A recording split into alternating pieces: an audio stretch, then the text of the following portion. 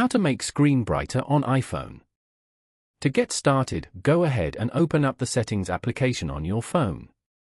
Once you're here, scroll down and tap on Display and Brightness. Here, you can adjust the phone brightness level from here. Drag the slider to the right to make the screen brighter. Alternatively, swipe down from the top right corner of the screen to open the Control Center. The Control Center provides quick access to frequently used settings and apps. You will see a group of icons over here. Go to the brightness icon and adjust the brightness level from here.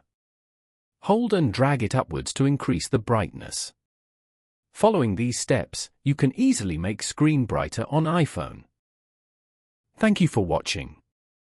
Please leave a like if this tutorial helped you, or leave a comment below if you have any questions related to the video.